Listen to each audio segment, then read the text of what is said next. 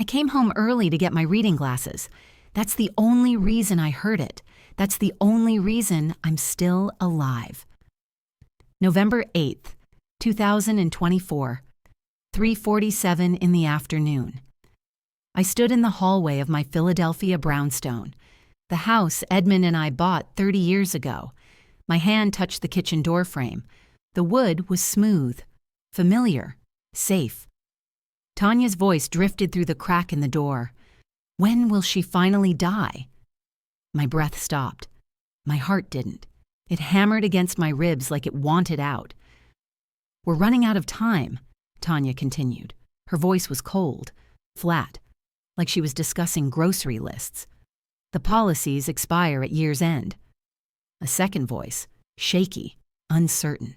That was Charlene, Tanya's business partner from the insurance firm. You said this was just paperwork. Charlene's words tumbled over each other. You're talking about my mother getting care she deserves. Tanya cut her off, sharp, final. Instead of dying in a state facility. Odette's 70, Charlene. She's lived her life. My hand tightened on the door frame. The wood bit into my palm, but I didn't feel pain. Not physical pain. Not yet. Not from shock.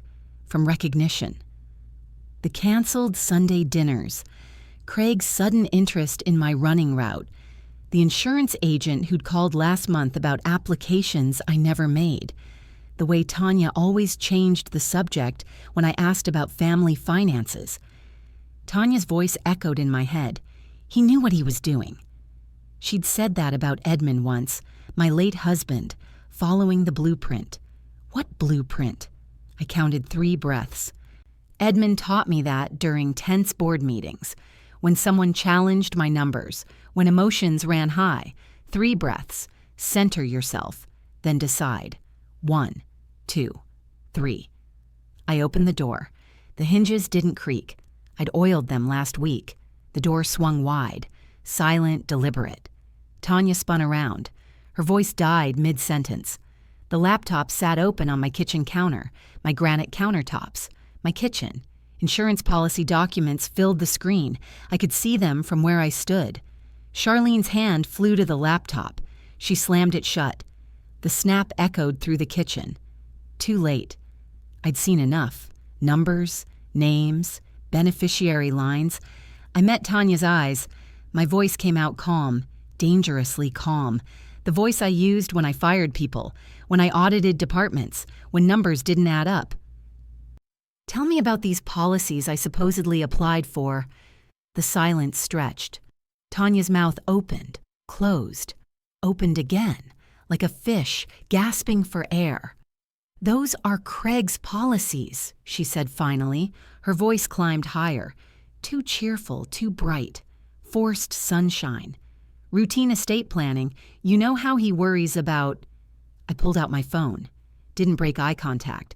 The camera shutter clicked. Once. Twice. 3 times. The sound cut through her lies. Charlene stood abruptly. Her chair scraped against my tile floor. The sound made Tanya flinch. We should go, Charlene said. Her voice was thin, brittle. Yes, Tanya agreed too quickly. She grabbed the laptop, clutched it to her chest. We'll discuss this later, Odette, when you're calmer, when you're thinking clearly. When I'm calmer, as if I were the problem. As if I'd imagined my daughter-in-law wishing for my death. Have you ever heard someone wish for your death? Tell me. How would you react? If this happened to you, what would you do? Hit subscribe. This story gets darker. And drop your answer in the comments. If you're still not subscribing, tell me in the comments. What's holding you back? They left. Tanya grabbed her coat from the back of my chair. Charlene grabbed her purse from the counter. Their footsteps rushed through my house. The front door slammed. The sound reverberated through empty rooms. My house fell silent. The kind of silence that presses on your eardrums, that makes you aware of your own breathing. I looked at my phone. My hands were steady now. The photos were clear, sharp. I zoomed in on the laptop screen.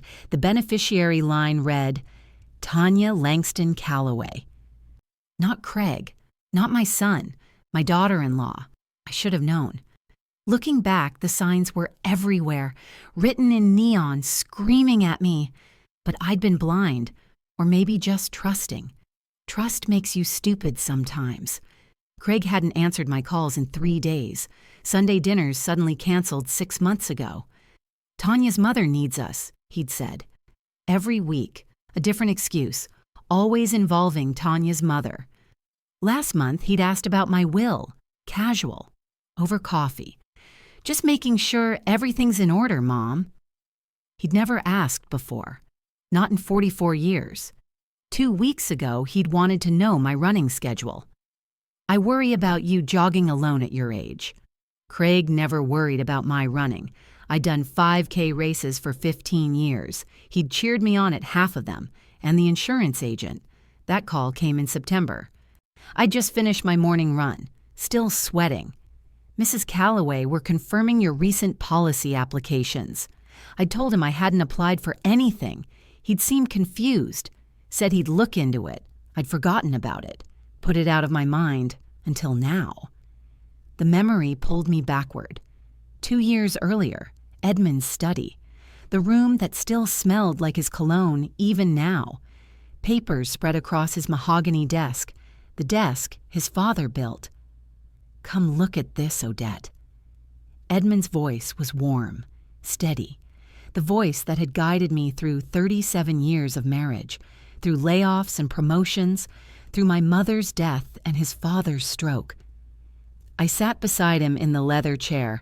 He showed me the insurance files, 5 policies, different carriers, all listing me as beneficiary. The numbers were staggering. This protects you, he'd said. His hand covered mine. His wedding ring clicked against mine. Multiple policies, different carriers. If anything happens to me, you're secure. You'll never worry about money.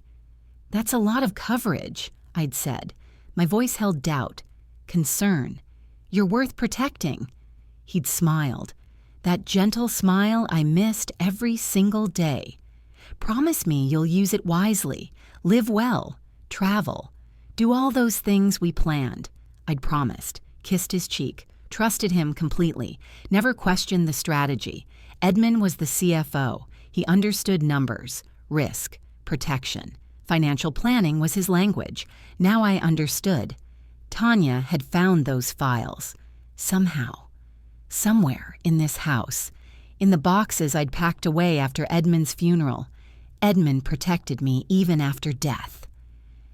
But he never imagined his protection would become the weapon, the blueprint for murder. The memory faded, pulled away like smoke. I stood in my kitchen, alone. Present. The clock above the stove read 4:05. 17 minutes since I'd walked through that door. 17 minutes since my world tilted. I opened my phone again, scrolled to Craig's number. My thumb hovered over the call button. Should I tell him? Confront him? Warn him? What if he already knew? I pressed call. It rang. Once, twice, 3 times. 4. Voicemail. Hey, sweetie. My voice sounded normal, light, casual, like I hadn't just discovered my daughter-in-law wanted me dead. Just checking in. Haven't heard from you in a few days. Call me when you get a chance. Love you. I hung up, stared at the screen. 3rd time this week he hadn't answered. 3rd time. The door slammed when Tanya left. The sound still echoed in my mind. My breathing steadied, slowed. My hands stopped shaking. The panic drained away, replaced by something colder, harder. Calculation. I spent 40 years in finance, 40 years as a chief financial officer for a regional healthcare network, budgets in the millions, audits, investigations, fraud detection. I knew how to read numbers, how to trace money, how to follow paper trails, how to build evidence that would hold up in court. Numbers don't lie. People do. Tanya had lied. The question was, how much and why? And most importantly, who else knew? I needed information, real information, not assumptions, not panic, not theories, facts, hard data, evidence that couldn't be explained away. I walked to my study. Edmund's study, our study. The room where we'd planned our retirement, where he'd shown me those policies. I sat in the leather chair Edmund bought me for my 60th birthday, pulled out my insurance agent's business card from the desk drawer. 8:15. He'd still be at the office. Late November, tax season preparations. Financial advisors worked late this time of year. I dialed. The phone rang twice. Northwood Financial Services, this is Richard speaking. Richard, it's Odette Calloway. I kept my voice professional, steady. I hope I'm not calling too late. Mrs. Calloway. His voice was bright, professional, friendly. Not at all. What can I do for you this evening? I need to confirm my current life insurance coverage. I picked up a pen, pulled my notepad closer. Can you pull up my policies? Of course. Let me just... Keyboard clicks. Mouse scrolling. The sounds of someone navigating databases. Okay, I've got your file here. Let's see what we have. More clicking, more scrolling. My pen hovered over blank paper. All right. You have 3 active life insurance policies with us, all purchased this year. My pen stopped moving, suspended above paper. 3? Yes, ma'am. First one opened in February, second in April, third in May, all with different carriers through our brokerage. February, April, May, 7 months, 8 months, 9 months ago. While I was running, volunteering at the food bank, living my life, someone was insuring my death. What's the total death benefit? My voice stayed level, controlled. Let me calculate that for you. More clicking. $2,625,000. The number hit like a fist to the stomach. $2.6 million for my death. My signature forged 3 separate times. 3. And who's listed as beneficiary on these policies? Tanya Langston Calloway on all 3. Not Craig, Tanya, my son's wife, the woman who'd married into this family 9 years ago, who I'd welcomed, loved, trusted. These applications, I said carefully, each word measured. They required medical approval, correct? Actually, no. All 3 show physician waiver approved. You must have excellent health, Mrs. Calloway. The carrier's approved based on your recent medical records.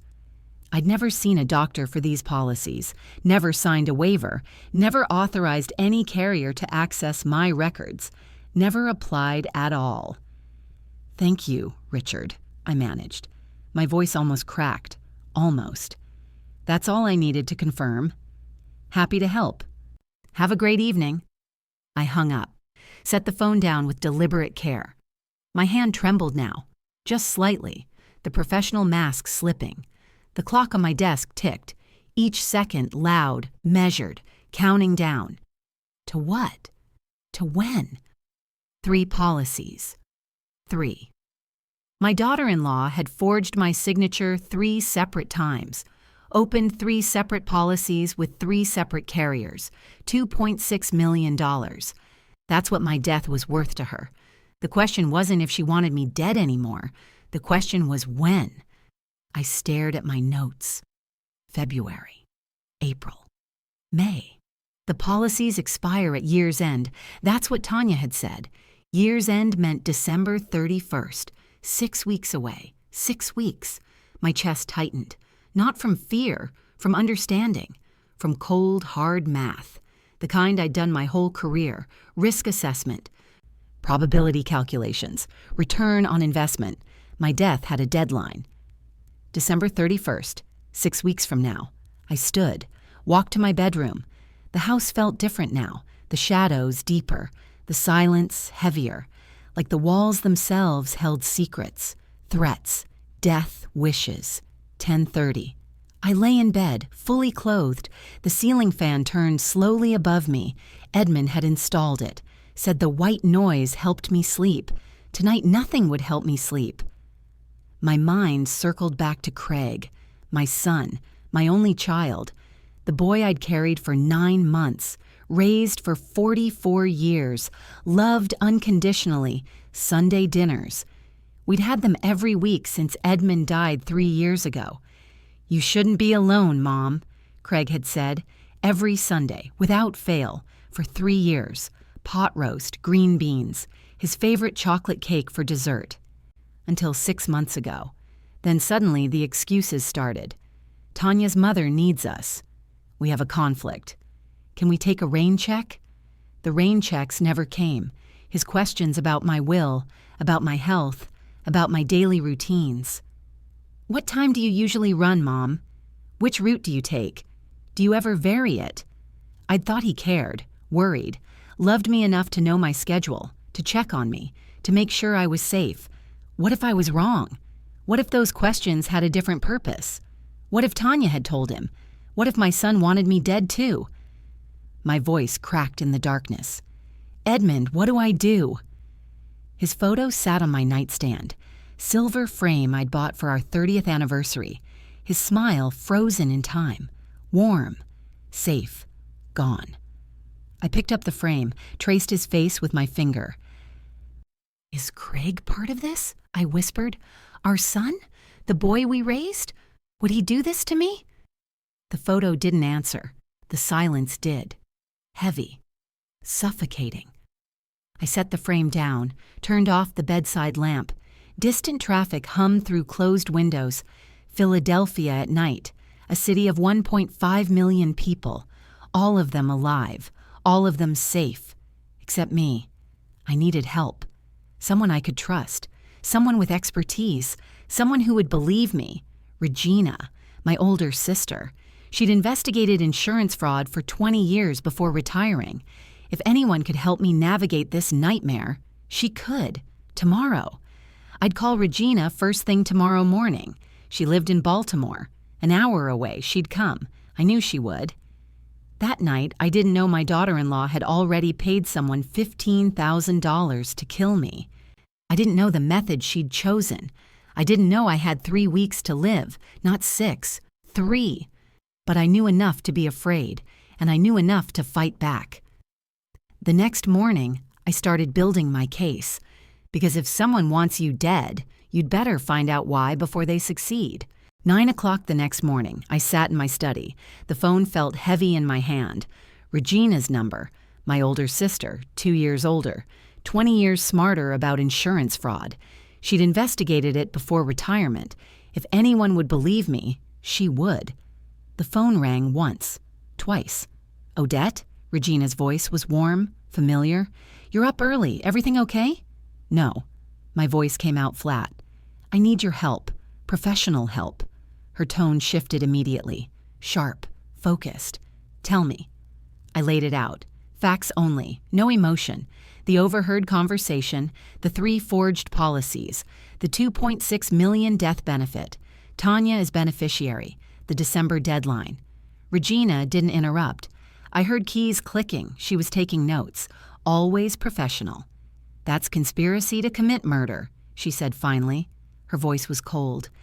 Clinical. Not fraud. Murder. My stomach dropped. Hearing it said out loud made it real. More real. Why does it have to look like an accident? I asked. Why not just... I couldn't finish the sentence. Contestability period, Regina said. Most policies have a 2-year window.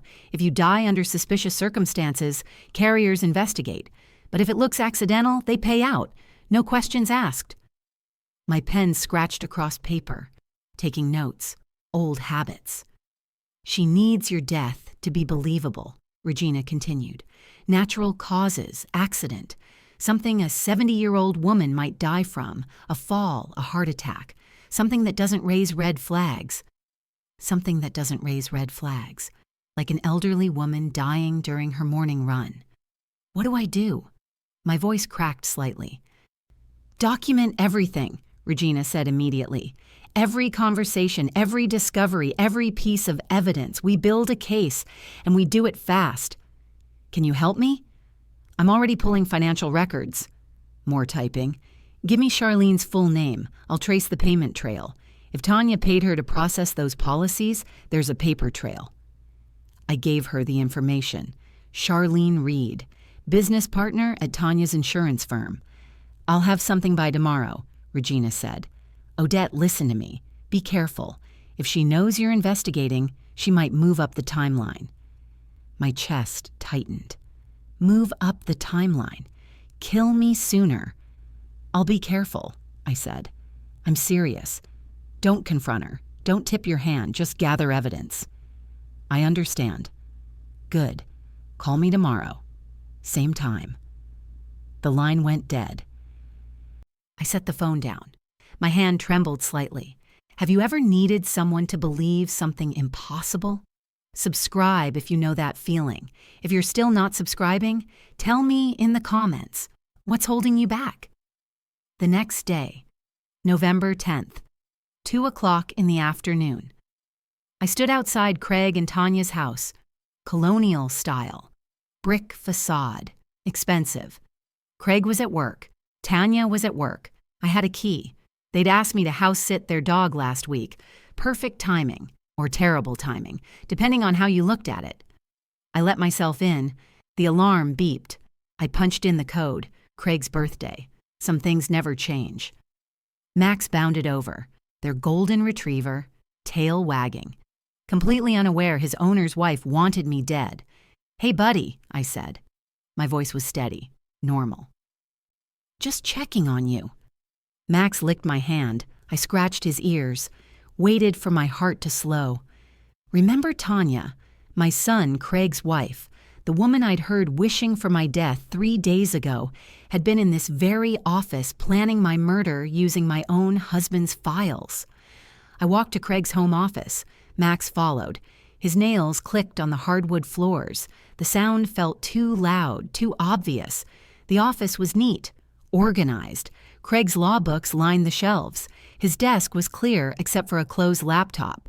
I opened the file cabinet, started at the top drawer. Client files, bills, nothing useful. Second drawer, personal documents, mortgage papers, car titles, and a thick folder labeled insurance. My breath caught. I pulled it out, sat in Craig's desk chair. Inside were Edmund's original policies, all 5 of them. Different carriers, different death benefits, all legitimate, all listing me as beneficiary. Edmund's signature, my signature, real signatures, not forgeries. And paper-clipped to the top policy was a yellow sticky note. Tanya's handwriting. I recognized it from birthday cards. Same strategy, multiple carriers. Odette doesn't check these. My hands shook. I pulled out my phone, started photographing. Every page, every signature, the sticky note. Max whined. I looked up. He was staring at the door, listening. I froze. Was someone here? No sound, no movement, just Max being anxious. "It's okay, buddy," I whispered. But it wasn't okay. Nothing was okay. I finished photographing, closed the folder, put it back exactly where I found it, closed the drawer. Was I invading their privacy? Absolutely. Was my daughter-in-law planning my murder? Also absolutely. Max and I left. I set the alarm, locked the door, walked to my car on shaking legs. Evidence. I had evidence now. Proof that Tanya had found Edmund's files. Proof she'd studied them. Proof she'd copied his strategy. The next morning, November 11th, 10 o'clock. Dr. Roland Baptiste's office, Center City, Philadelphia. I'd been his patient for 15 years. He'd never seen me nervous before. "Mrs. Calloway." He shook my hand. His grip was firm, steady. "What brings you in? You're not due for a checkup until January." I sat in the chair across from his desk. "I have questions about my medical records." His eyebrows rose slightly. "Of course. What specifically? Have any insurance carriers contacted you recently about me?" His expression shifted. Professional concern replacing casual friendliness. "Yes," he said slowly. 3 carriers, all in the spring, March, April, and May." My stomach dropped. What did they want? "Medical records to confirm your health status for new policies." He leaned forward. "But you never mentioned applying for insurance, so I refused." Relief flooded through me. "You refused?" "Of course. Patient confidentiality. No authorization from you means no records." He paused. "Mrs. Calloway, what's going on?" I told him. Not everything, just enough. The policies I never applied for, the forged signatures, the fraud. His jaw tightened. I filed reports, he said. His voice was hard, angry. With all 3 carriers, and with the police fraud unit in October. My heart jumped. The police? Yes, insurance fraud is a crime. I wasn't going to let it slide. In that moment, I realized Edmund hadn't just left me money. He'd left me a paper trail and a doctor who cared enough to protect it. Thank you, I managed, my voice thick. He pulled a folder from his desk drawer. Here, copies of everything I filed. You'll need these. I took the folder. My hands were steady now, stronger, protection. I had protection I didn't even know about. That afternoon, November 12th, 3 o'clock. Regina's email came through. Subject line, Financial Records, Charlene Reed. I opened it. My study was quiet. The house was quiet. Just me and the truth. Bank statement, Charlene's account. August 15th, 2024. Deposit $8,000. Source, Tanya Calloway. Memo line, Consulting Services. Consulting Services. That's what Tanya called it. $8,000 to process fraudulent insurance applications. $8,000. That's what my life was worth to her. $8,000 to look the other way. I read Regina's note below the statement. She processed all 3 applications through her firm, legitimate broker credentials, made it look clean. But the August payment proves she knew what she was doing. Nobody pays $8,000 for routine paperwork. This is evidence of conspiracy. Call me, I called. Regina answered on the first ring. You saw it? She asked. I saw it. Charlene's in this deeper than she wants to admit. That payment makes her an accessory. An accessory to my planned murder. A woman I'd met a handful of times, who'd seemed nice, professional, normal. What now? I asked. Now we keep digging. I'm driving up tomorrow. We need to find the method. The method? How Tanya plans to kill you. The accident she's planning. The timeline. Everything. The word kill hit like a punch. I'd been thinking death. Murder, even. But kill was different. More immediate, more violent. Okay, I managed. Odette, be careful. Don't let her know you're onto her. I won't. But I wondered, did Tanya already know? Had I tipped my hand? 2 days later, November 13th, 6:30 in the evening. I returned Max to Craig and Tanya's house. Craig answered the door, smiled, hugged me. Thanks for watching him, Mom. Anytime, sweetie. Tanya appeared behind him. Her smile was tight. Come in for a minute, Odette. I'll make tea. I can't stay, I said quickly. I have plans. I didn't have plans, but I couldn't sit in that house. Couldn't drink tea with a woman who wanted me dead. Rain check then, Tanya said. Her voice was sweet, poisonous. Craig walked me to my car. Tanya stayed inside. Mom, are you okay? He asked. You seem stressed. I'm fine, just tired. He hesitated. Then, Tanya says you went through our house, looking through files. My heart stopped. What? She says you were snooping, going through my office. His voice held doubt, confusion, not quite accusation, but close. I was checking on Max, I said carefully. That's all. She says you opened my file cabinet. I hadn't been careful enough. She'd known. She'd checked. Craig, it's fine. He cut me off. His voice was strained. Just maybe next time. Ask first? I drove home. My mind raced. Tanya knew. She knew I was investigating. She knew I'd found the files. 9 o'clock that night, Regina called. Any updates? She asked. I told her everything. The browser history I'd checked on Craig's laptop before leaving, his searches, sudden death in elderly women, heart attacks during exercise, warning signs of stroke. He's worried, Regina said. Not planning, those are worried searches. She's manipulating him, I realized, showing him articles, planting fear, so when I die, he won't be surprised. My voice broke on the last word. He didn't know. My son didn't know his wife wanted me dead. That makes it easier, Regina said. Her voice was gentle. Craig will believe you when we show him proof. He's not part of this. Relief and heartbreak mixed together. My son was innocent, but his wife wasn't. Odette, listen. If she knows you're investigating, she might accelerate the timeline. Move faster than December. My chest tightened. How much faster? I don't know. But we need to move. I'm leaving Baltimore now. I'll be there in an hour. Now? It's 9 o'clock. Now. Regina's voice was firm, final. Because desperate people do desperate things, and your daughter-in-law just became very desperate. I heard her car engine start through the phone, the sound of her backing out of her driveway. I thought I had 3 weeks until those policies expired. I didn't know I had 15 days until the planned accident.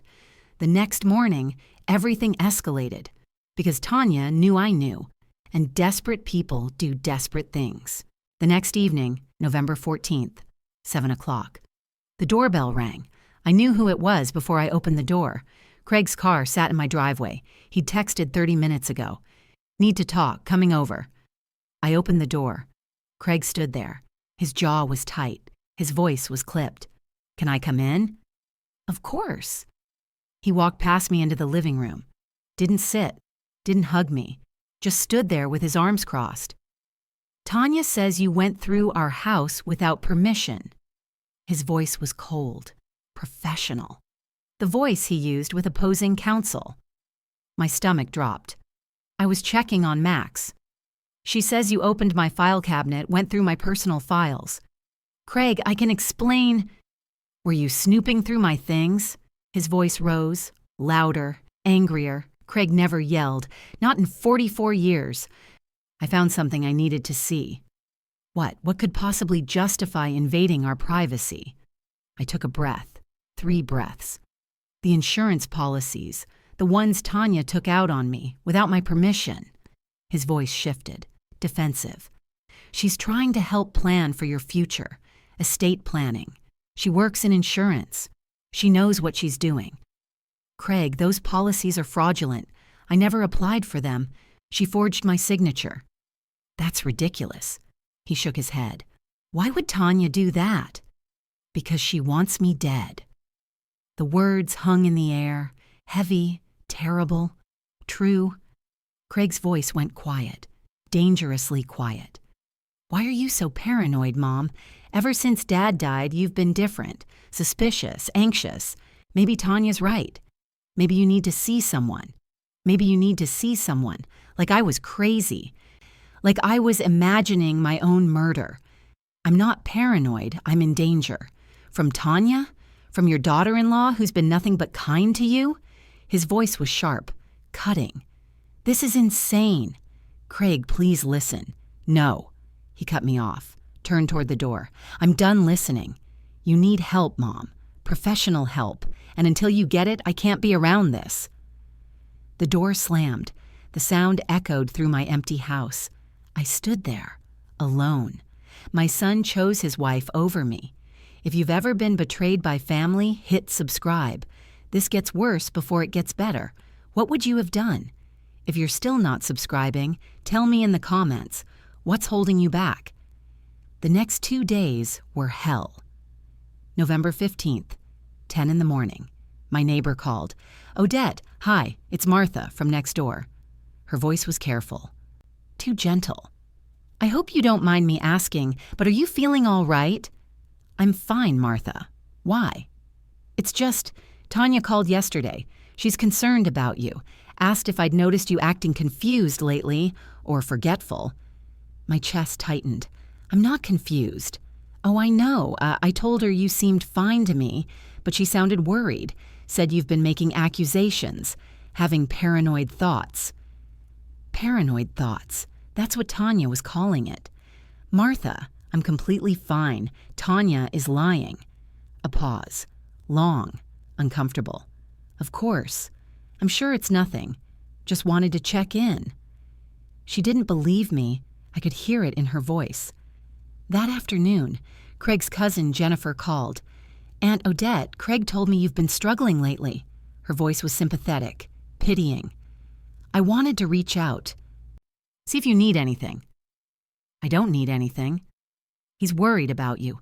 Said you've been making strange claims, accusing Tanya of things that don't make sense." "Jennifer, I'm not making anything up." "I know this must be hard.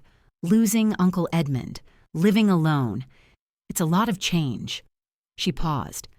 "Have you thought about memory care facilities, just to look into, for the future?" Memory care. She thought I had dementia. "I don't need memory care. My memory is perfect." "Of course, I'm just saying. It's good to plan ahead. I can send you some information, just to have on hand." I hung up. My hands shook with rage. How do you prove you're not crazy when everyone's been told you are? Drop a comment if you've faced this. 2 more calls came that day. Craig's other cousin, a woman from church. All asking if I was okay. All suggesting I see a doctor. All believing Tanya's lies.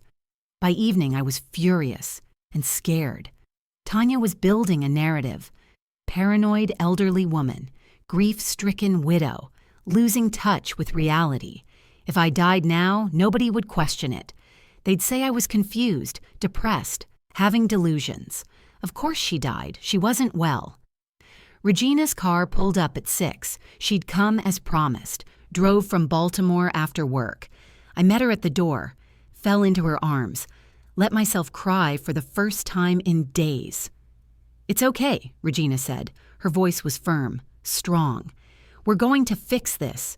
She's poisoning everyone against me. Craig, the neighbors, everyone." Then we prove them wrong, with evidence they can't ignore. That night, November 17th, 11:45.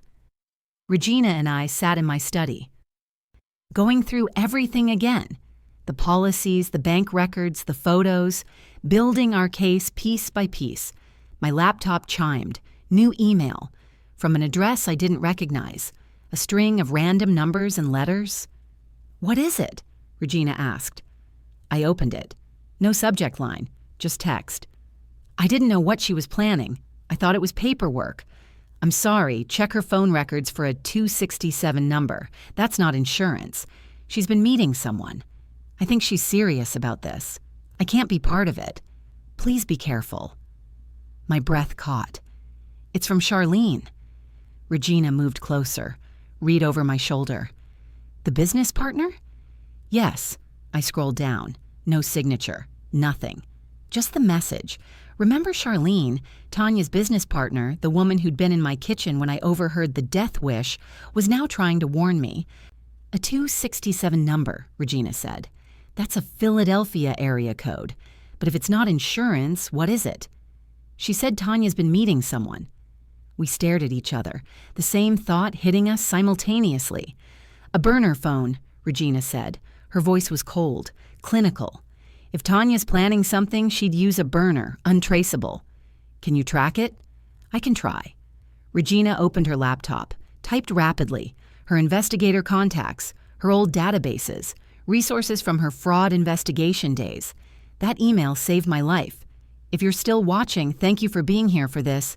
3 weeks later, December 3rd, 1:30 in the afternoon.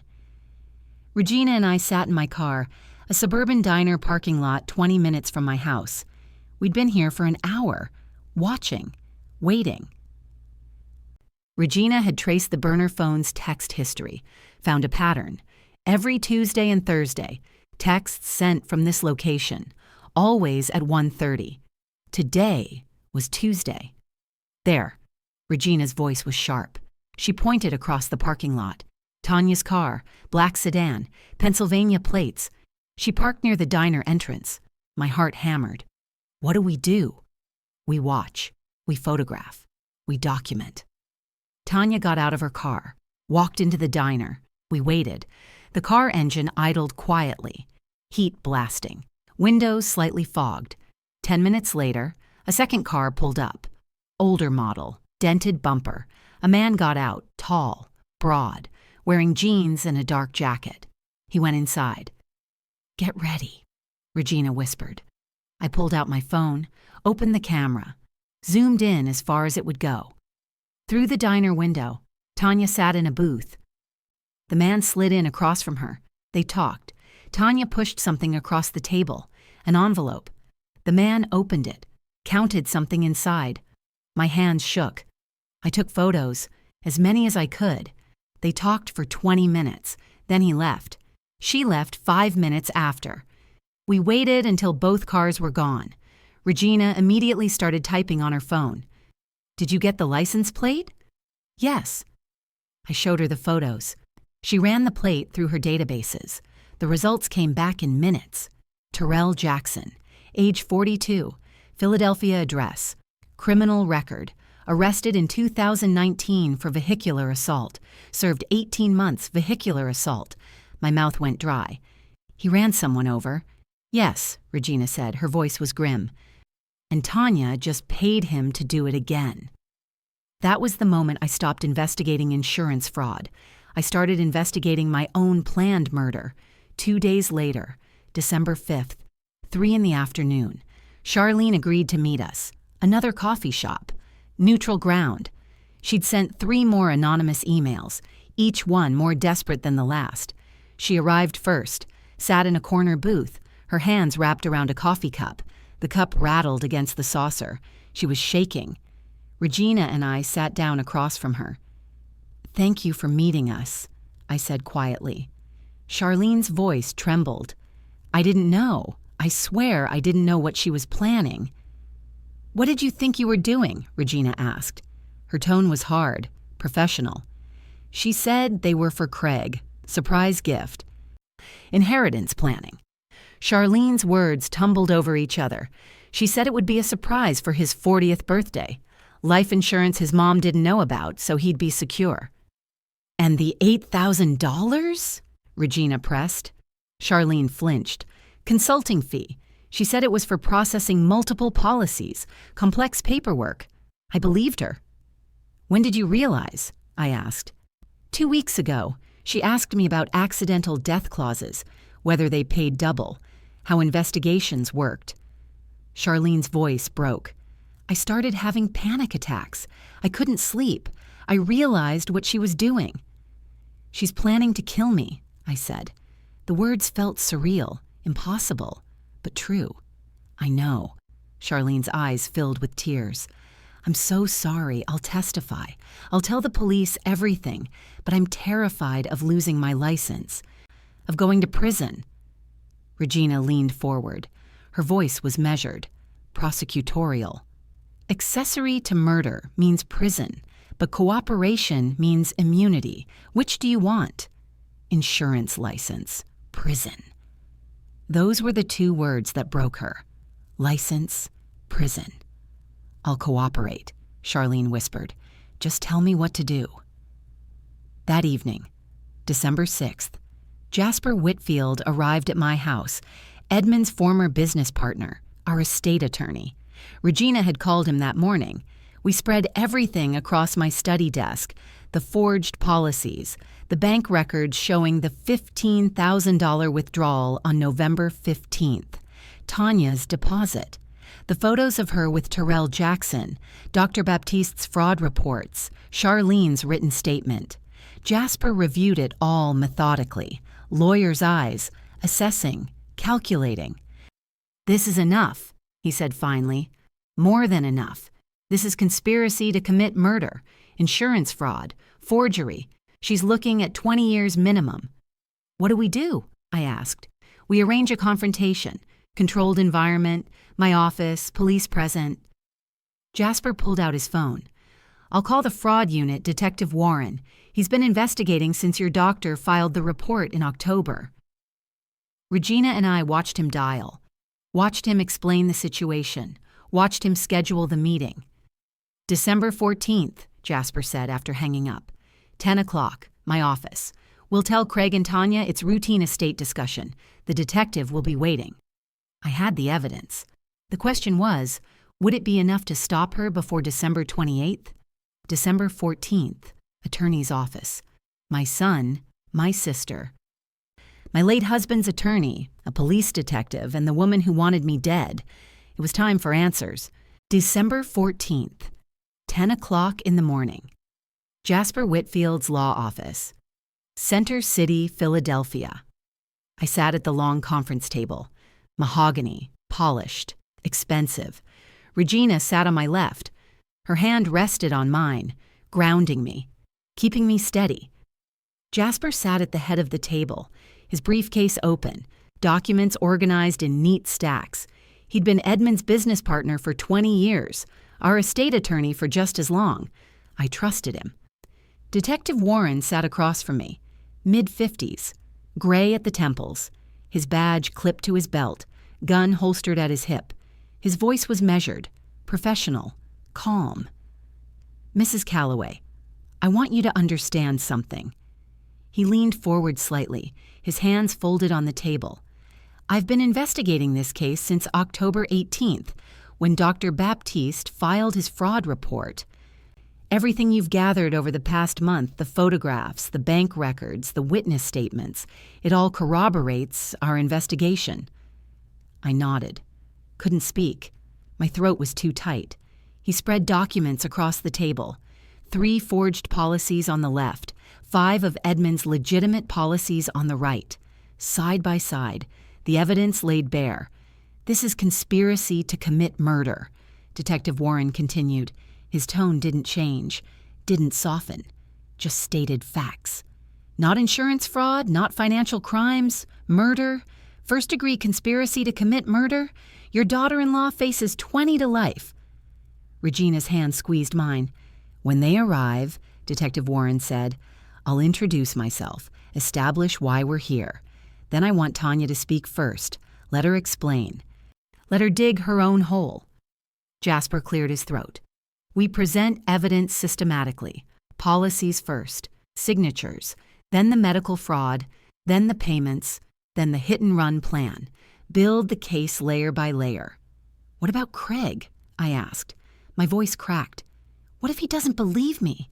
What if he thinks I'm lying? Regina's voice was steel, pure iron. She tried to murder you. Craig will understand. Eventually. But eventually wasn't now. Eventually didn't heal the fracture between us. Jasper's voice was gentle. Craig's a lawyer. He understands evidence. Once he sees it, he'll believe. Was I about to destroy my relationship with my son? Yes. Was I about to save my life? Also, yes. Footsteps in the hallway, multiple people, voices getting closer. My heart hammered. My palms were slick with sweat. Regina's hand tightened on mine. Detective Warren straightened in his chair. Jasper closed his briefcase. The sound echoed. They're here, Jasper said quietly. Remember, stay calm. Let the evidence speak. The doorknob turned. The sound was loud, metallic, final. Craig walked in first. Charcoal suit, blue tie. He'd come from work. His voice carried confusion, concern. Mom, what's going on? He stopped just inside the doorway, took in the scene. Me, Regina, Jasper, a police detective. Jasper said this was routine estate paperwork. Why is everyone here? Then Tanya appeared behind him, black dress, professional. Her heels clicked on the hardwood floor. Click, click, click. Then stopped. She'd seen Detective Warren, seen his badge, seen the documents spread across the table. Her breathing changed. Faster, shallower. Detective Warren stood, extended his hand to Craig. Good morning. I'm Detective Warren, Philadelphia Police Department, Fraud and Financial Crimes Unit. Craig shook his hand automatically, his voice pitched higher. I don't understand. Why is the police here? Is Mom okay? Please, Jasper said. He gestured to the empty chairs across from us. Both of you, sit down. Tanya, my daughter-in-law, the woman who'd wished for my death 5 weeks ago, sat across from me. Her smile was tight, forced. It didn't reach her voice when she spoke. I'm sure this is just a misunderstanding. Her words came too fast, too bright. Right, Odette? Whatever this is about, we can clear it up quickly. I didn't answer. Couldn't look at her. My hands were shaking under the table. Craig sat beside Tanya, his voice held warning now, protective. If this is about those files Mom went through at our house— It's not about that, Detective Warren said. He returned to his seat, opened his folder. Mr. Calloway, I'm investigating insurance fraud connected to your mother's name.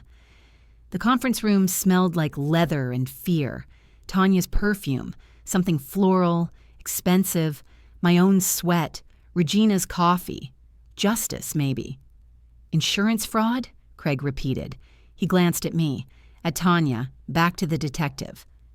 What kind of fraud? Mrs. Tanya Calloway, Detective Warren said, his tone formal now, official.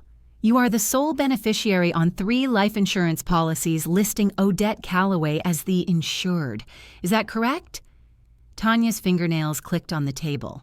Once. Twice. A nervous tell.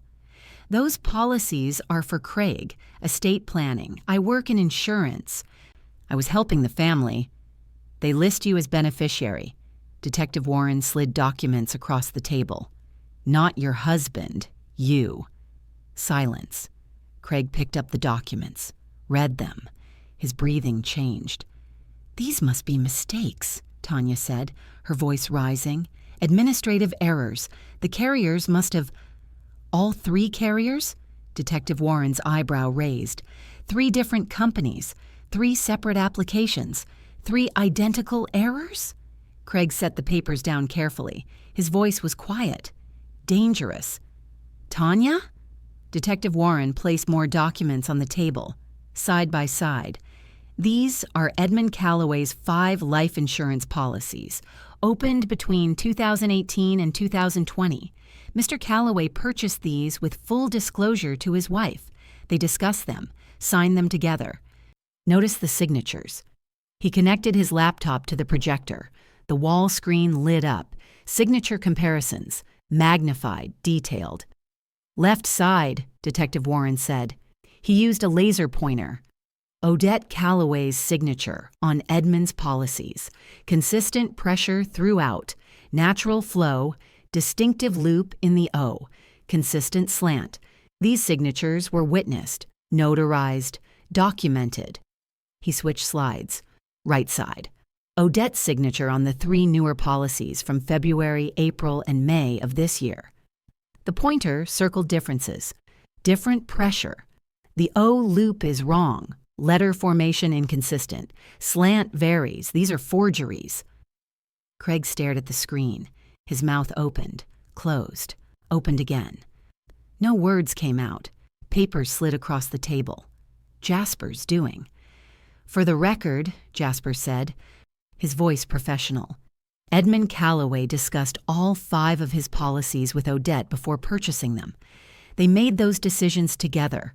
Full consent. Full disclosure. He looked at me. I nodded. Found my voice. Edmund showed me every policy. We discussed the coverage, the carriers, the strategy. We decided together. Mrs. Calloway? Detective Warren asked me. Did Tanya discuss these 3 newer policies with you before applying? No. My voice was steady now, stronger. I didn't know they existed until November 8th, 2024. Craig's sharp inhale was audible. That signature comparison saved my life. If you're still here, subscribe. You'll want to see how this ends. 3 forged signatures. Hit that subscribe button if you can't believe this. Comment. Have you ever been forged? Tell me. If you're still not subscribing, tell me in the comments what's holding you back. Detective Warren continued. Methodical, relentless, building the case brick by brick. The applications also indicate physician waiver approved. That means Odette's personal physician approved the applications without requiring a new medical examination. He pulled out a thick document, stapled, official. This is a sworn statement from Dr. Roland Baptiste, Odette's cardiologist for 15 years. Dr. Baptiste states that 3 insurance carriers contacted him between March and May of 2024. All three requested Odette Calloway's medical records to process new policy applications. Pages rustled as he turned them. Dr. Baptiste refused all three requests because Odette had never mentioned applying for insurance, never authorized release of records, never signed any waivers. My doctor, my protector. Dr. Baptiste then filed fraud reports with all three insurance carriers: Liberty Life, Guardian Trust, Evergreen Insurance. He filed those reports in April, May, and June, respectively. More pages turning. The carriers did not act on those reports. They were flagged but not investigated due to administrative backlog. So on October 18, 2024, Dr. Baptiste took the additional step of filing a police report. Detective Warren looked directly at Tanya.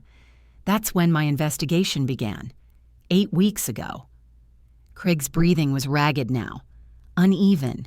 His voice cracked. Tanya, tell me this isn't real. Tell me there's some explanation. I watched my son's world shatter. And I knew mine was shattering differently, but we were both breaking. Tanya's fingernails tapped faster. Click, click, click, click. Her voice trembled, started strong, then wavered. Craig, you don't understand. You don't know what it's like. My mother... Your mother what? Craig's voice rose. What does your mother have to do with forging insurance policies? She's dying. Tanya's composure cracked, shattered. Tears streamed down her cheeks. Her voice climbed higher, desperate. She's 71 years old and dying in a state facility. Do you know what those places are like? The neglect, the smell, the way they treat people? She turned to me, her voice pleading, begging. Your mother is 70 years old, Craig. Mine is 71. Who needs to live more? Someone who's already lived a full life, or someone who's suffering? Someone who needs help? The room went absolutely silent. Regina's chair scraped back. She started to stand. Rage radiated from her. Jasper's hand shot out, stopped her. Not now, he whispered. Let her finish. Tanya's voice continued, faster now, words tumbling over each other. It costs $9,800 a month for decent care, real care, dignity, Alzheimer's care facilities with trained staff.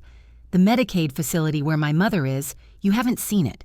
The rooms smell like urine. The staff is overworked. She sits in soiled sheets for hours.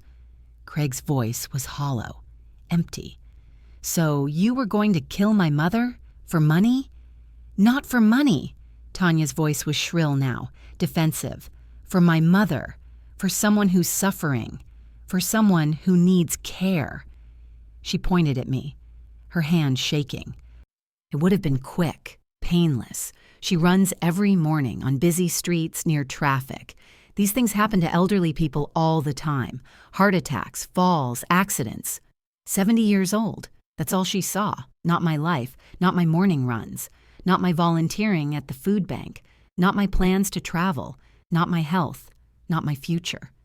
70 years old. Detective Warren's voice cut through, cold, professional. Mrs. Calloway, I'm now going to present additional evidence. He pulled out his phone, connected it to the projector. The screen changed, text messages appeared, green bubbles, timestamps.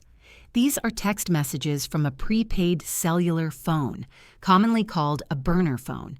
The phone was purchased November 1st, 2024 at a convenience store in South Philadelphia. Paid for in cash. He clicked through messages. Each one appeared larger than life on the wall. December 28th, 6:15 a.m. Schuylkill River Trail near Walnut Street Bridge. Silver Nissan Sentra. Make it look like he lost control. $35,000 on completion. Craig made a sound, somewhere between a gasp and a choke. His chair scraped backward. More messages appeared. Deposit made. $15K. Rest when job complete. Response. Understood. Will be in position. These messages were sent to a man named Terrell Jackson, Detective Warren said. His voice never wavered, never changed tone. Age 42, Philadelphia resident, Arrested in March 2019 for vehicular assault. Served 18 months in state prison. A booking photo appeared. The man from the diner. The man Tanya had paid. Rough, hard, dangerous. Mr. Jackson is currently in police custody. He was arrested in a sting operation on December 10th when he attempted to purchase equipment for the planned hit and run. He has agreed to testify against you in exchange for reduced charges. Bank records filled the screen. Tanya's personal account, clear as day. November 15th, 2024, $15,000 withdrawal, cash. Bank memo reads, deposit. Craig stood abruptly, stumbled, made it to the trash can, vomited. The sound was visceral, wet, terrible. December 28th. That was the day I was supposed to die, a hired hit and run. If this story shocked you, subscribe before the finale. Drop a comment if you're speechless. If you're still not subscribing, tell me in the comments what's holding you back. Craig wiped his mouth. His whole body shook. His voice was destroyed, broken beyond recognition. You hired someone to kill her. You hired someone to run her over. Tanya's silence was answer enough. He turned to me, his voice small, childlike. Mom, did you think I was part of this? Did you think I knew? My heart shattered. I didn't know what to think, Craig. I found evidence. I saw your searches. I didn't know. Detective Warren slid another document forward. This is a spousal consent form for life insurance applications, signed by Craig Calloway on September 22nd, 2024. Craig picked it up, his hands trembling. I remember this. Tanya brought it home from work, said it was updating Mom's emergency contact information. I signed it at the kitchen table. It's not emergency contacts, Detective Warren said. It's spousal consent, required by carriers when one spouse applies for insurance on a family member without their knowledge. Without their... Craig's voice broke. You told me it was emergency contacts. I needed your signature, Tanya whispered. The carriers required spousal consent for applications over $500,000. Spousal consent to murder my mother? Craig's voice cracked completely. He grabbed the table, his knuckles white. That's what you needed my signature for? To kill her? Regina pulled out another document.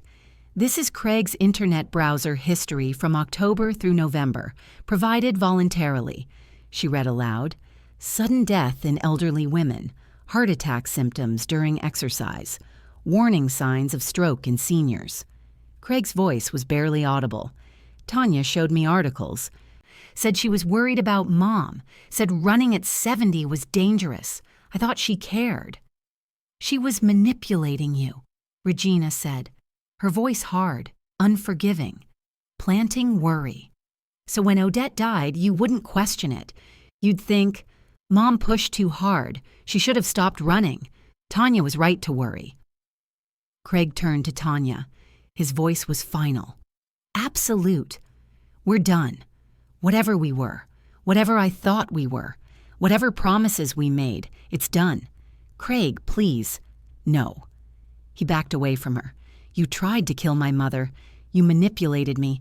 You made me doubt her. You turned me against her. We're done. My son looked at me with devastation. Not anger, not blame, not accusation. Just shattered trust in everything he thought he knew. In marriage, in love, in the woman who slept beside him. Detective Warren pulled out another device, a small digital recorder. This is a recorded conversation between Tanya Calloway and Charlene Reed, recorded November 20th, 2024, provided by Miss Reed in exchange for immunity from prosecution. He pressed play. Tanya's voice filled the room, recorded, tinny, but unmistakable. Do the policies pay double for accidental death? Charlene's nervous response. Why are you asking me that? Professional curiosity. I work in insurance. Tanya, accidental death clauses are for clients, not family members. A pause. Then Tanya's voice again, harder, colder. If you tell anyone about those policies I processed, I'll say you knew all along, that you helped me plan it. You took $8,000. Who do you think they'll believe, me or you?" The recording ended. The silence was deafening. Charlene, the business partner who'd been in my kitchen during the overheard death wish 6 weeks ago, had secretly recorded everything to save herself. "Charlene Reed entered an immunity agreement on December 12th, Detective Warren said. She's providing full cooperation, all documentation, all communications, all evidence, in exchange for immunity from accessory charges." That recording. That's what I mean when I say document everything. Always. A knock on the door, sharp, professional. A woman in a navy suit entered. "I'm attorney Lisa Brennan. I'm representing Tanya Calloway." "You're late, counselor," Detective Warren said. He stood, reached for his belt. The handcuffs hung there, metal, cold, final. "Tanya Calloway, you are under arrest." His voice was formal now. "Miranda rights. Conspiracy to commit murder in the first degree, insurance fraud, forgery, identity theft. You have the right to remain silent." The handcuffs clicked, one wrist, then the other. The sound was sharp, metallic, irreversible. Craig turned away completely, his back to her, his shoulders shaking. "Craig, please," Tanya said, her voice desperate, breaking. "I did this for us, for our future, for my mother. She's dying, don't you understand? I had to do something." He didn't respond, didn't turn, didn't acknowledge her. "Bail hearing is scheduled for tomorrow morning," Detective Warren said. "Given the severity of the charges, conspiracy to commit murder, attempted murder for hire, bail will likely be set at $500,000 minimum." Money Tanya didn't have, couldn't get, would never make. Her lawyer followed, making objections, citing procedure. But it was over. The arrest was made. Detective Warren led Tanya toward the door. Her heels clicked on the hardwood, one last time, growing fainter. The elevator dinged down the hall. The doors opened, closed, the sound of descent. She was gone. Craig collapsed into his chair, put his head in his hands, sobbed, deep, wrenching.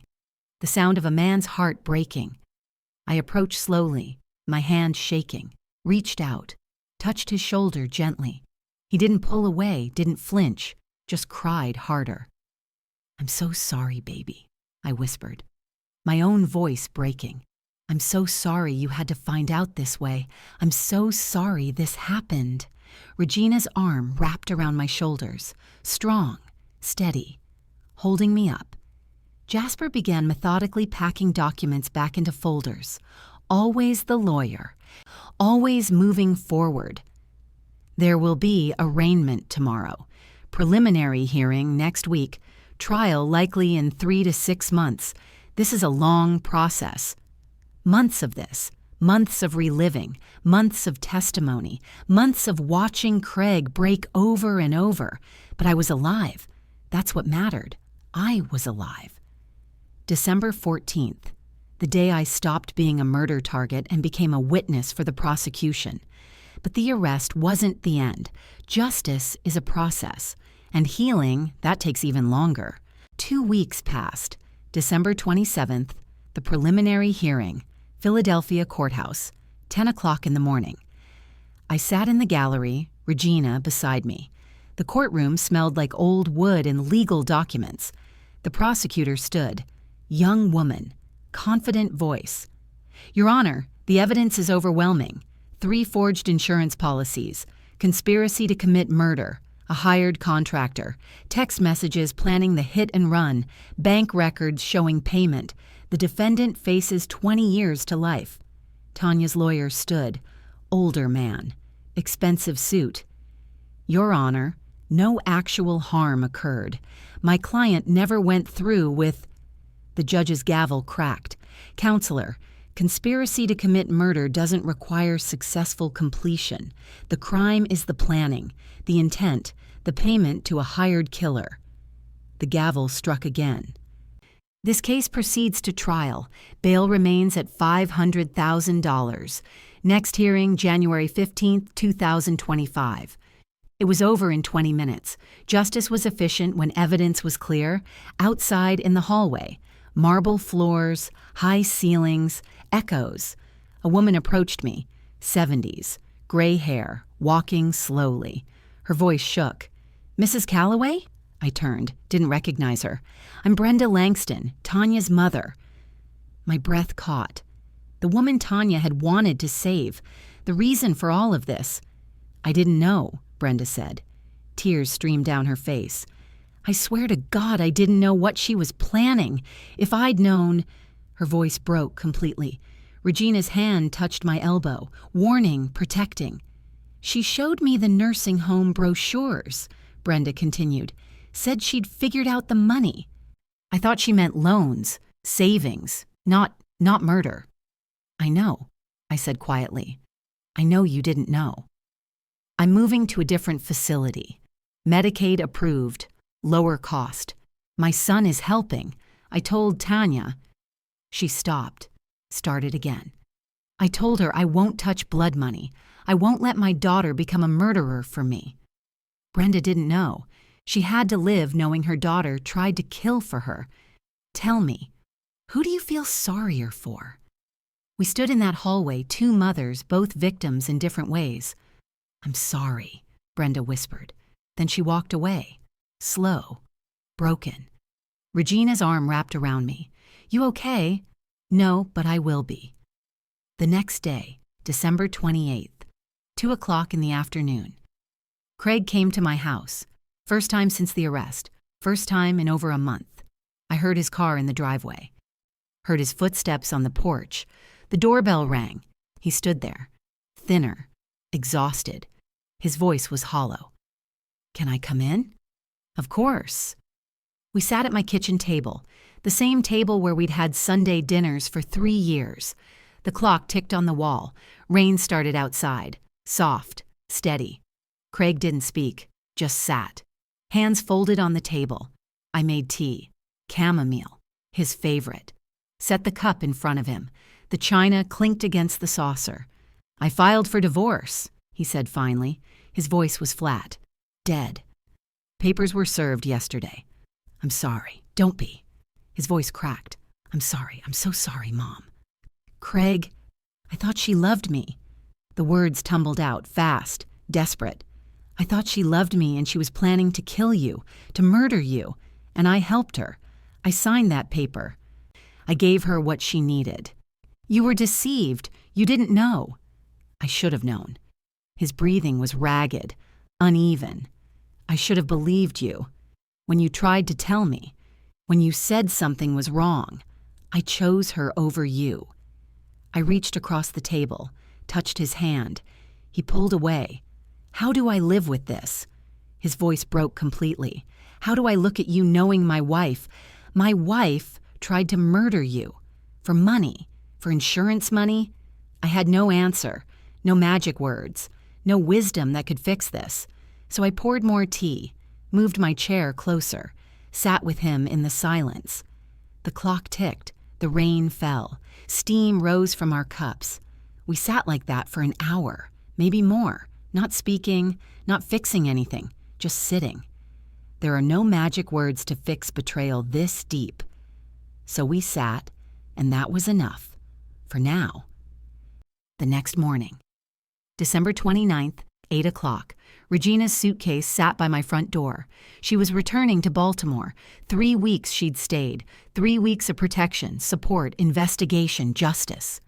"I need to get back," she said. Her voice was gentle. "Work, life, but I'll be back for the trial. February, probably." "I know."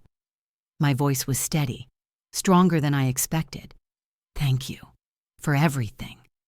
I wouldn't have survived this without you." Regina pulled me into a hug, tight, strong. "That's what sisters do. You'd do the same." "I would." She pulled back, her hands on my shoulders. "Go run, reclaim your life. Don't let her take that from you." "I won't." The suitcase zipped, the car trunk closed, the engine started. I watched her drive away from my porch, alone again, but safe.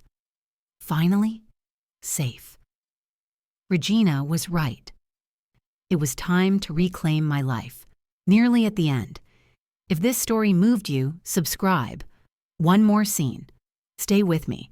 If you're still not subscribing, tell me in the comments. What's stopping you? 6:15 in the morning. December 29th. I stood on Schuylkill River Trail, wearing running shoes, compression leggings, jacket against the cold. The trail was dark, empty. The city still sleeping. I'd come here to run, to reclaim the route Tanya had chosen for my death. A car pulled up. Door opened. Regina. "You didn't leave," I said. "Not yet," she smiled, held up running shoes. "Thought you might want company." We stretched in silence, then started running, side by side. Our footsteps synchronized, our breathing matched. The trail wound along the river. The water was black, smooth, quiet. We ran past the boathouses, past the rowing clubs, past early morning cyclists. Then we approached Walnut Street Bridge. I slowed, stopped, stared at the bridge, the exact spot. December 28th, 6:15 a.m.